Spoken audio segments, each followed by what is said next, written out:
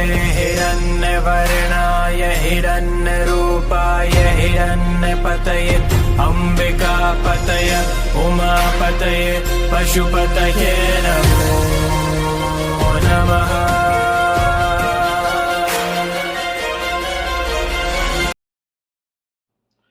नमस्कार। ज्योतिष के इस अद्भुत कार्यक्रम भृगु ज्योतिष में आप सबका स्वागत है, आप सबका अभिनंदन है। तो सबसे पहले मैं उन सबको बधाई देता हूं, उन सबका मैं स्वागत करता हूं जो मेरे साथ नए सब्सक्राइबर जुड़े हैं, जिन्होंने मेरे पे भरोसा जताया है, तो उन सबका बहुत बहुत शुक्रिया है। तो आज का हमारा जो वीडियो है वो वीडियो है पितृपक्ष के ऊपर। आप सबको पता है कि पितृपक्ष शुरू होने वाला है कल से। 29 सितंबर से लेकर 14 अक्टूबर तक पितृपक्ष चलेगा हमारा।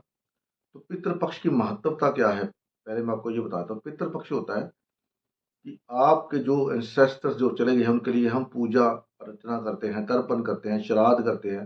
हिंदू धर्म में ऐसी एक प्रचलित परंपरा है। क्यों किया जाता है ये सब?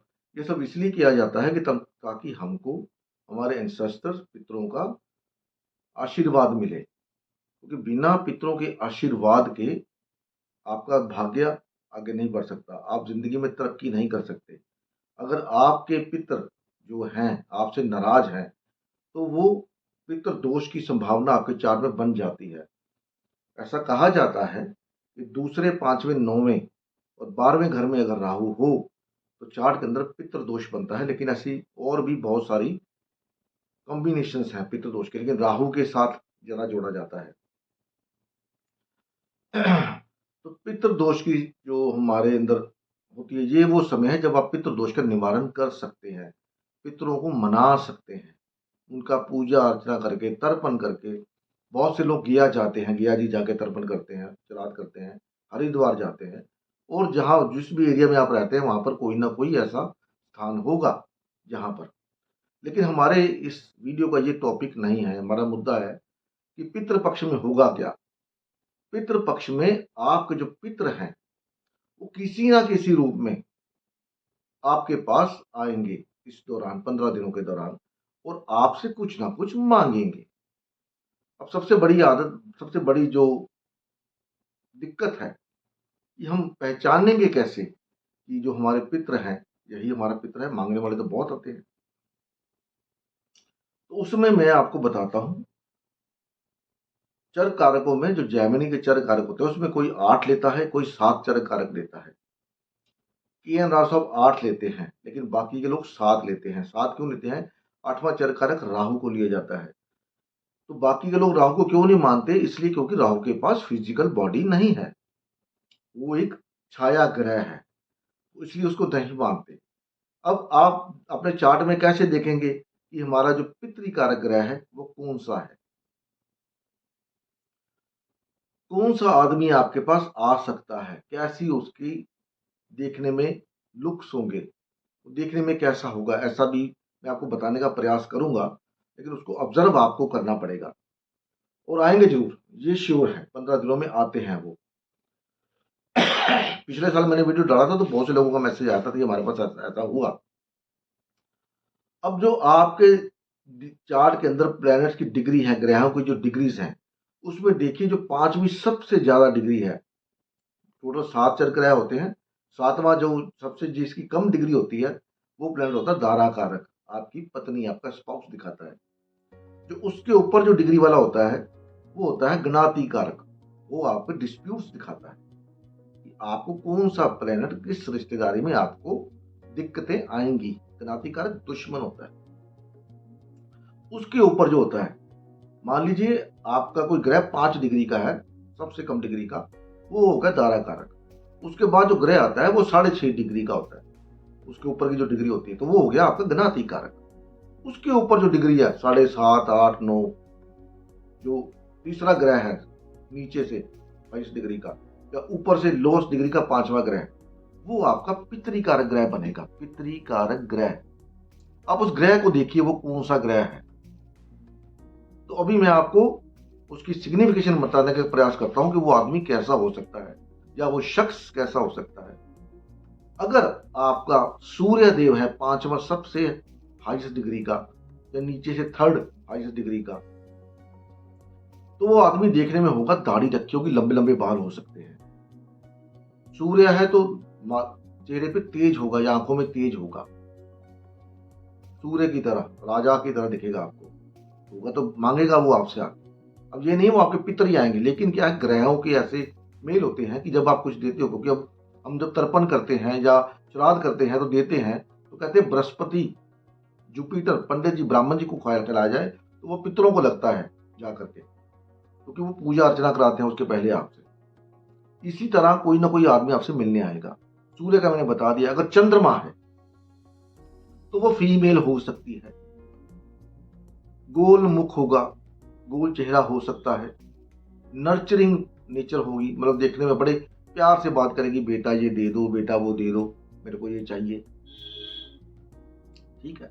उसके बाद मंगल आ गया, तो मंगल क्या है, दुबला पतला, छोटे छोटे बाल होंगे, हल्की हल्की दाढ़ी रखी होगी, आंखें लाल रंग की हो सकती है, रेडिश कलर की रखी हो सकती है। उसको अगर मंगल लेते हैं तो मरकरी लेते हैं तो बुध क्या है, बुध राजकुमार, वो बंदा होगा तो बुजुर्ग दिखने में, लेकिन आप लगेगा जवान, 50-60 साल का होगा तो आपको लगेगा 40-45 साल का है। वो आपसे वही चीज मांगेगा आके जो आपके पास अवेलेबल होगी, वो उसके बाहर नहीं जाएगा। वो ये नहीं कहेगा मेरे को 10,000 रुपए दे दो, मेरे को ये डायमंड की रिंग दे दो, मेरे को ये नया सूट दे दो, नो, वो वही मांगेगा जो आपके पास उस समय अवेलेबल होगा। आप घर पे हैं या ऑफिस में हैं या रास्ते में कहीं जा रहे हैं, उससे ना कोई खाना मांग ले और आपके पास गाड़ी में कुछ ना कुछ पड़ा हो खाने को, वो खाना मांगेगा आपसे। दवाई मांग सकता है, मंगल है तो दवाई मांग सकता है, मेरे को मेडिसिन के लिए पैसे चाहिए, पैसे दे दीजिए, या मेरे को ये दवाई ले दीजिए। चंद्रमा होगा तो फूड मांग सकता, भोजन मांग सकता, वो भी भोजन मांग सकता है, क्योंकि चंद्रमा फूड का कारक है। सूर्य तो राजा है, मैंने आपको बता ही दिया। उसका बुध भी मैंने बता दिया आपको। बृहस्पति होगा तो येलो रंग के कपड़े पहने हो सकते हैं, एक पंडित की या ब्राह्मण की तरह दिखेगा, टीका वीका लगा रखा होगा, थोड़ा सा हेल्दी होगा, मोटा मोटे, क्योंकि बृहस्पति मोटे हैं, हेल्दी है। उसके बाद शुक्र होगा, देखने में सुंदर होगा बिल्कुल, लेकिन आपको लगेगा नहीं कि वो ऐसा है। शुक्र देखने में बहुत सुंदर है, अच्छे कपड़े पहने हो सकते हैं, सफेद कपड़े पहने हो सकते हैं, ऑफ व्हाइट कलर के कपड़े पहने हो सकते हैं। शनि है तो शनि का बुजुर्ग, सफेद बाल या बाल बिखरे होंगे, बुजुर्ग होगा, पतली देह होगी, रोएं मोटी होगी, दाढ़ी रखी हो सकती है, शनि होगा तो।